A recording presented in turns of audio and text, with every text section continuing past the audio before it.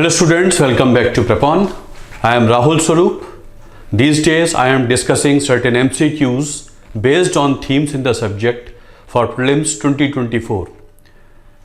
Modern Indian history पे कुछ themes पे बात कर रहे हैं.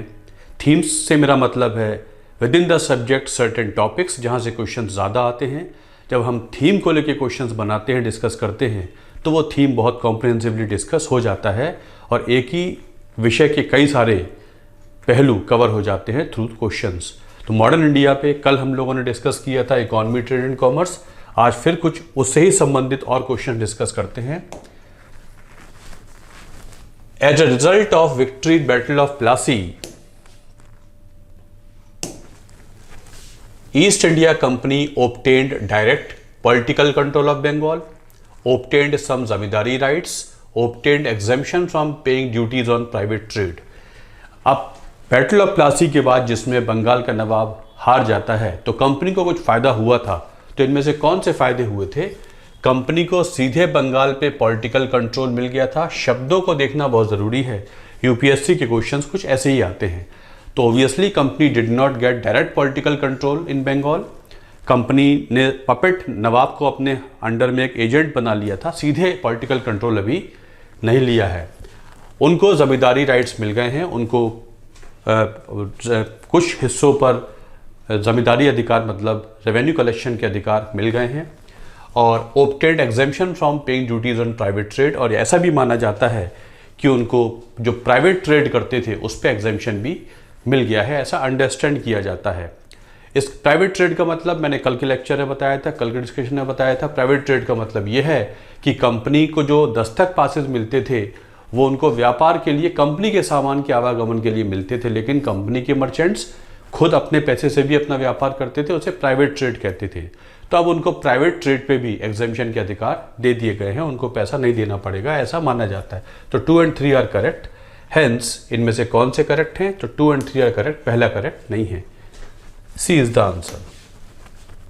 और हर स्लाइड के बाद में मैंने कुछ एक्सप्लेनेशंस लिख दिए हैं और ये आपको फिर मैं याद दिला दूँ. ये सारे क्वेश्चंस स्टैंडर्ड बुक से हैं. एनसीईआरटीज़ है, सुमित सरकार मॉडर्न इंडिया है, या बिपिन चंद्रा है, या शेखर बंदोपाध्याय है. जहाँ से सीधे सीधे क्वेश्चंस आते हैं वहीं से लिए गए हैं. वहीं के सेंटेंसेस आपको मैं एक्सप्लेनेशन में दिए हैं. Consider the following statements. The permanent settlement in Bengal made zamindars agents of British for the purpose of revenue collection. एक परमानेंट सेटलमेंट पे पिछले कुछ 10 दिनों में मैंने कम से कम 10-12 क्वेश्चन कराए होंगे और हर क्वेश्चन का एक अलग पहलू निकल के आता है. तो अगर आप इन सारे वीडियोस को देखेंगे तो परमानेंट सेटलमेंट फॉर एग्जांपल उससे सारे संबंधित पहलू कवर हो जाएंगे. कैसा भी क्वेश्चन आएगा आप कवर कर पाएंगे. Permanent settlement made zamindars agents of British for the purpose of revenue collection. वो रेवेन्यू कलेक्शन के लिए अंग्रेजों के एक एजेंट बन गए हैं जमींदार्स. दूसरा, made the zamindars owners of the land, और वो ज़मीन के ओनर्स भी बना दिए गए हैं. ये जो जमींदारी व्यवस्था शुरू हुई थी कॉर्नवालिस की, उसके बारे में बात हो रही है. एंड परमानेंट सेटलमेंट ने ये भी स्टिपुलेट किया था बाय डॉक्यूमेंट्स, बाकायदा ये स्टिपुलेट किया था डॉक्यूमेंट्स में कितना amount to be collected from the peasant. Zamindar कितना अमाउंट पीजेंट से कलेक्ट करेंगे ये भी उसमें परमानेंट सेटलमेंट में मेंशन किया गया था. इतना ही आप ले सकते हैं किसानों से. तो इनमें से कौन से स्टेटमेंट करेक्ट हैं? Made zamindars agents of British for the purpose of revenue collection बिल्कुल सही है. एक तरफ तो वो अब रेवेन्यू कलेक्शन का अधिकार, कंपनी को जो जमींदारी अधिकार मिल गए हैं वो उन्होंने जमींदारों को दे दिए हैं. तो वो जमींदार कंपनी के एजेंट के तौर पर काम कर रहे हैं. लेकिन साथ साथ इंपॉर्टेंट फीचर ये भी है कि जमींदार ओनर्स ऑफ द लैंड भी बन गए हैं. मतलब जब तक वो देते रहेंगे रेवेन्यू कलेक्ट करके, जितना बोला गया है उतना, तब तक वो ज़मीन के अधिकारी या उसके ओनर भी होते हैं. दोनों सही हैं. लेकिन ऐसा कहीं परमानेंट सेटलमेंट में नहीं मेंशन है कि ज़मींदार इतना कलेक्ट करके देगा ईस्ट इंडिया कंपनी को और ज़मींदार इतना ही ले सकता है किसानों से. ये कहीं स्टिपुलेशन नहीं था. माना जाता है कि इसमें उनको देना तो था, उनको पट्टा जारी करना था, लीगल डॉक्यूमेंट जारी करना था, लेकिन ऐसा कोई डॉक्यूमेंट कभी जारी नहीं होता है. Hence first and second are correct, third is not correct. B is the answer. Consider the following features. अब एक पर्टिकुलर पीरियड के बारे में कुछ फीचर्स हैं, आपको इसमें पहचानना है कौन सा फीचर सही है। इकोनॉमिक्स, इस पीरियड में इकोनॉमिक्स प्रॉस्पेरिटी हुआ करती थी। There was a prolonged period of famine, अकाल का एक लंबा सा पीरियड देखा जाता है इसमें। और इसी समय में जो personal fortunes of company servants देखे गए थे, कंपनी के लोगों ने बहुत पैसा कमाया है। Company becoming zamindar of Bengal, Bihar and Orissa, और ऐसे समय में ही इस पीरियड में company became zamindar of Bengal, Bihar and Orissa. अब ये जो फीचर हैं, which of the our features characterized the period of dual system of government in Bengal. अब बात हम कर रहे हैं ड्यूअल गवर्नमेंट की, जो क्लाइव की ड्यूअल गवर्नमेंट थी उसके बारे में बात कर रहे हैं। तो इनमें से कौन सा ड्यूअल गवर्नमेंट का फीचर है जो 1765 से 1772 तक चलता है, इस 7 साल में इनमें से कौन सा फीचर मैच करता है। तो ये कहा जाए कि इकोनॉमिक्स प्रॉस्पेरिटी है, तो ये तो नहीं थी, ये तो उल्टा था। और वो 7 साल तो बहुत बुरे हालातों के हालात के समय था भारतीयों के लिए। इसी समय एक लंबा सा अकाल भी पड़ा था 1770 के आसपास, और काफ़ी लोग बंगाल में मारे गए थे। तो ये दूसरा फीचर सही है। ऐसे में कंपनी ने अपनी बहुत माल प्रैक्टिसेस की थी और बहुत पैसा कमाया है, कंपनी के सर्वेंट्स ने इलीगल तरीक़ों से पैसा कमाया है, दूसरा भी सही है। और company became zamindar of Bengal, Bihar and Orissa, और कंपनी को दीवानी अधिकार 1765 में इलाहाबाद की ट्रीटी से मिल ही जाते हैं। तो 2, 3, 4 करेक्ट हैं, इकोनॉमिक्स प्रॉस्पेरिटी वाला फीचर करेक्ट नहीं है। तो इसका आंसर बी हो जाता है, 2, 3, 4 only. There was complete devastation of life in Bengal due to dual government system of Clive. Under this system, company enjoyed Diwani rights collection of revenue directly, thus became zamindar of whole Bengal, Bihar and Odisha. Even the servants of the company started acquiring wealth by bribery and corrupt means. And during such conditions, Bengal suffered a terrible famine from 1770, in which around 1/3 of the population of Bengal got affected. Consider the following statements. Until 1813, there was absence of large scale import of British goods in India. 1813 जो charter act पास हुआ था, उससे पहले भारत में England से goods का import बहुत ज़्यादा नहीं होता था। पहला statement. During the period 1757 to 1813, the British brought a large scale transformation in the administration, culture and society in India. और ये जो प्लासी से लेकर चार्टर कानून जो 1813 का चार्टर एक्ट था, इस पीरियड में अंग्रेज़ों ने बहुत बड़े बड़े बदलाव कर दिए थे, चाहे वो एडमिनिस्ट्रेशन का डायमेंशन हो या कल्चर का डायमेंशन हो या सामाजिक बदलाव हो। तो इनमें कौन सा स्टेटमेंट करेक्ट है? Until 1813 there was absence of large scale import of British goods in India. उस समय तक इंग्लैंड से बहुत ज़्यादा सामान भारत आता था, ऐसा नहीं था, उल्टा था, भारत से सामान बहुत ज़्यादा जाया करता था। ये माना जाता है यूरोपियन कंपनीज़ के पास, देशों के पास भारत को देने के लिए कुछ नहीं था, यहाँ से सामान वो ले जाया करते थे। तो पहला स्टेटमेंट तो सही है, there was absence of large scale import of British goods in India in this period until 1813 charter act. The British did not bring any substantial change in the society of India or culture of India, administration of India. वो अभी बहुत दखलंदाजी नहीं करना चाह रहे थे, वो यहाँ के हालातों को अपने हिसाब से मैनिपुलेट करके शासन चलाना चाहते हैं। तो इसलिए अभी बहुत बड़े बड़े बदलाव नहीं देखे जा रहे हैं। 1813 के बाद जब फ्री ट्रेड प्रिंसिपल आता है और पॉलिसी चेंज होती है, तब बदलाव बड़े स्तर पर देखे जाते हैं। शुरू में उन्होंने ओरिएंटलिज्म के कंसेप्ट के तहत यहीं के सिस्टम को किसी तरीके से यहीं के सिस्टम में ढलकर काम किया जाए, इस विचार पे काम करते हैं। तो ये दूसरा स्टेटमेंट गलत हो जाता है, पहला स्टेटमेंट सही है। Consider the following statements about the subsidiary alliance system of the East India company. हम बात कर रहे हैं सहायक संधि की, जो वेलेस्ली की पॉलिसी थी, 1798 में वेलेस्ली आता है, उसकी पॉलिसी थी। अब इस सिस्टम में there was it led to a large scale disbandment of the armies of the protected states. आपको इसके बारे में पता है कि अंग्रेज़ फ्रांसीसी अटैक होने वाला है और अंग्रेज़ किसी तरीके से फ्रांसीसियों का कुछ भी दखल या एलिमेंट भारत में है तो उसे ख़त्म कर देना चाहते हैं। तो उन्होंने क्या किया है, भारतीय राज्यों से एक ट्रीटी साइन की है जिसे सब्सिडियरी अलायंस कह देते हैं। उसकी वजह से देयर वाज लार्ज डिसबैंडमेंट, मतलब जो जिन राज्यों से साइन की है, जिनको वो प्रोटेक्शन दे रहे हैं, उनका जो आर्मी है वो एकदम ख़त्म हो गई है। पहला statement.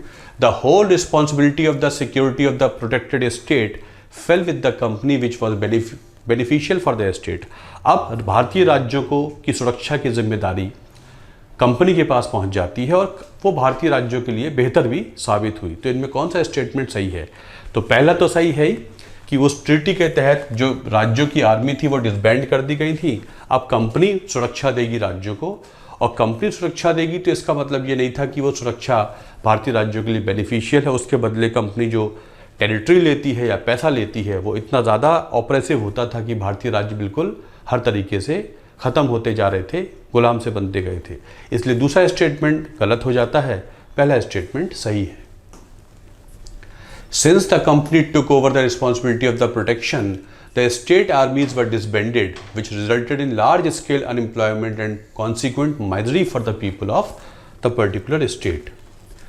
Next question. After 1813, the British allowed free trade in India. 1813 के बाद भारत में फ्री ट्रेड उन्होंने अलाउ कर दिया था। आपको याद होगा पिछले जितने वीडियो लेक्चर्स या क्वेश्चंस में हम लोगों ने कई बार डिस्कस किया है फ्री ट्रेड के बारे में। फ्री ट्रेड, एडम स्मिथ ने 1776 में वेल्थ ऑफ नेशंस किताब लिखी है। उसने बोला है कि मार्केट को फ्री छोड़ा जाए, स्टेट्स इंटरवेंशन ना करें, मार्केट अपने आप बिजनेस को आगे भी ले जाएगा। और फ्री ट्रेड में मार्केट में इतना पोटेंशियल होता है कि वो कंपनियों को प्रॉफिट भी दे दे और लोगों का वेलफेयर भी हो जाए। इस प्रिंसिपल 1813 में फिर चार्टर कानून पास हुआ था और सभी इंग्लैंड की कंपनियों को भारत में आने की परमिशन दे दी गई थी। तो फ्री ट्रेड से मतलब क्या है, ये पूछा जा रहा है। All the British companies code start trading activities in India. England के संदर्भ में हम बात करें तो सभी इंग्लैंड की कंपनियों को यहाँ आने की अनुमति दे दी गई थी। उससे पहले तो कंपनी के पास मोनोपोली हुआ करती थी ईस्ट इंडिया कंपनी के पास। तो ये पहला स्टेटमेंट सही है। दूसरा स्टेटमेंट कहता है Indian goods exported to Britain would not be subjected to higher import duties barriers. अब यहाँ इंग्लैंड से सामान भारत आएगा वो तो ठीक है, लेकिन ये दूसरा स्टेटमेंट कहता है यहाँ से जो सामान जाएगा इंग्लैंड, वहाँ पर भी उनको ईजी एंट्री होगी, उनके ऊपर इंपोर्ट ड्यूटी का बैरियर नहीं लगाया जाएगा। तो ये गलत है। पहला स्टेटमेंट तो सही है, लेकिन भारतीय जो सामान जाता था उस पर, क्योंकि वहाँ की इंडस्ट्री के साथ अभी भी भारतीय सामान में इतना दमखम था कि वो इंग्लैंड की इंडस्ट्री से कम्पीट कर सकती थी, तो एक भारतीय सामान पे इंपोर्ट ड्यूटीज़ लगाई जाती थी। तो ये एक तरफा फ्री ट्रेड था, पूरी तरीके से फ्री ट्रेड नहीं होता था। तो दूसरा स्टेटमेंट गलत है, पहला सही है। Consider the following statements about the development of railways by the British in India. Railways, अब रेलवे का डेवलपमेंट के बारे में बात हो रही है। It was started as a state enterprise. इसको ईस्ट इंडिया कंपनी ने एक स्टेट एंटरप्राइज मतलब सरकारी उपक्रम के तौर पे शुरू किया था, पहला statement. Later it was build through private enterprise as well as state agency for a considerable period. बाद में 1853 में तो ये फॉर्मली शुरू हो ही जाता है, लेकिन कुछ सालों बाद ये कुछ हिस्सा प्राइवेट कंपनियां कर रही हैं, इसको कैरी ऑन कर रही हैं, कुछ सरकार भी कर रही है। दूसरा स्टेटमेंट, इन लेइंग डाउन रेलवे लाइंस, जब रेल के रूट्स बिछाए जा रहे थे, the needs of Indian industries were not ignored. और जब ये रेल लाइन बिछाई जा रही थी तो इंडियन इंडस्ट्रीज का ध्यान भी रखा गया था। तो पहला स्टेटमेंट गलत हो जाता है। It was not started as a state enterprise, it was started as a by the private effort. बाद में स्टेट एंटरप्राइज होता है, शुरू में प्राइवेट एफर्ट के तौर पे हुआ था। उसके बाद इसको कुछ हिस्सा सरकार भी बना रही थी और कुछ हिस्सा प्राइवेट कंपनियां भी बना रही थी। दूसरा स्टेटमेंट सही हो जाता है। और रेलवे लाइन बिछाने में सिर्फ अंग्रेज़ों ने अपने व्यापार का ध्यान रखा था।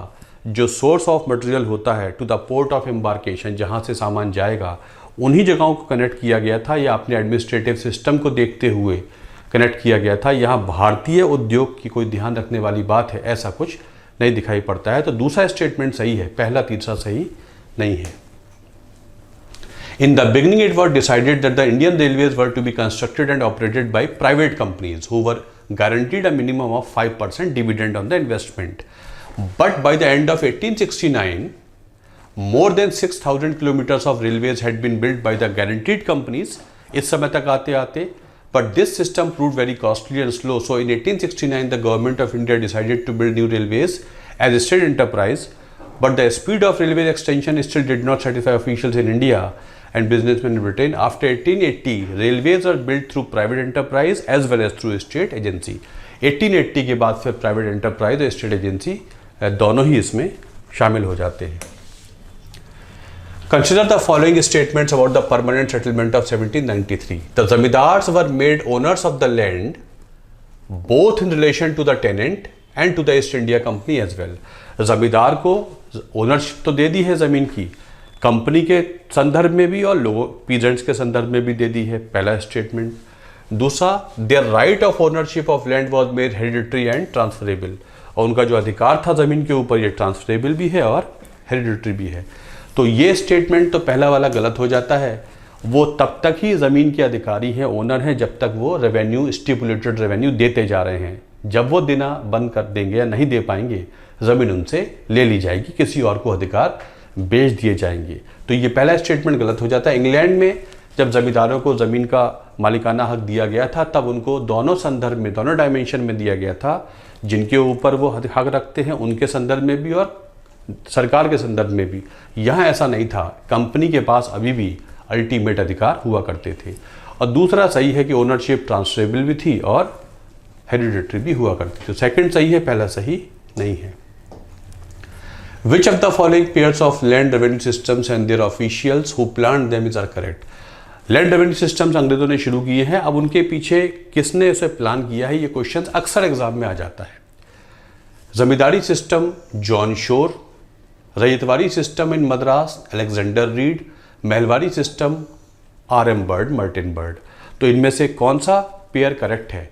जमींदारी सिस्टम का जो प्लान था बेसिकली उसे इम्प्लीमेंट तो कर देता है कॉर्नवालिस, बट उस पे पीछे जो प्लान था वो जॉन शोर का हुआ करता था। It was planned by John Shore, जो कॉर्नवालिस के बाद गवर्नर जनरल बनता है। एनसीईआरटी में साफ साफ मेंशन्ड है, it was actually planned by John Shore. तो पहला स्टेटमेंट, पहला पेयर बिल्कुल सही है। रैयतवाड़ी सिस्टम मद्रास में थॉमस मुनरो ने इंप्लीमेंट किया था, और Alexander read was also very very important person in ryotwari system in Madras. और बॉम्बे में एल्फिंस्टन ने रैयतवाड़ी सिस्टम को इम्प्लीमेंट किया था। और महलवाड़ी सिस्टम में मार्टिन बर्ड का नाम बहुत महत्वपूर्ण हो जाता है। Martin bird, father of land revenue systems in northern India, उसको बोला ही जाता है। तो तीनों ही पेयर बिल्कुल करेक्ट हो जाते हैं।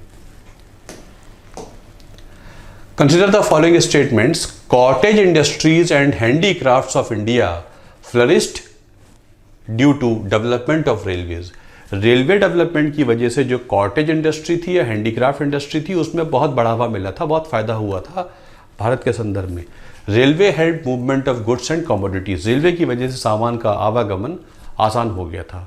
तो ये पहला स्टेटमेंट गलत है। रेलवे की वजह से तो जो भारत का उद्योग था, हैंडीक्राफ्ट उद्योग था, वो बर्बाद हो गया था। तो ये स्टेटमेंट गलत हो जाता है कि ये फ्लरिश कर रहा था या पनप रहा था, ये गलत हो जाता है। Railway help movement of goods and commodities, ये सही है कि रेलवे ने सामान का आवागमन बढ़ा दिया था, इससे सामान और कमोडिटीज़ का ट्रांसपोर्टेशन होने लगा था। तो दूसरा तो सही है, लेकिन पहला सही नहीं है। तो hence B is the answer. The railways lines were laid more for the benefits of the British traders, hence it could not lead to the development of inland trade. However, it became a medium of transfer of goods and commodities from the source of origin to the port of export. Hence B is the answer. भारतीय जो क्या कहते हैं industry थी, उसके रियूनेशन का बहुत बड़ा कारण रेलवे भी हुआ करती है। दिस इज, तो ये क्वेश्चंस मैंने आपको कराए। आप सारे ही वीडियोस अगर देखेंगे तो आपका मॉडर्न इंडियन हिस्ट्री या एंशिएंट आर्ट एंड कल्चर है, मेडिवल है, बहुत बेहतर तरीके से कवर हो जाएगा। आपका एग्जाम वैसे भी आने वाला है। तो चलिए इसको देखिए। Thanks lot for watching this video. Thank you.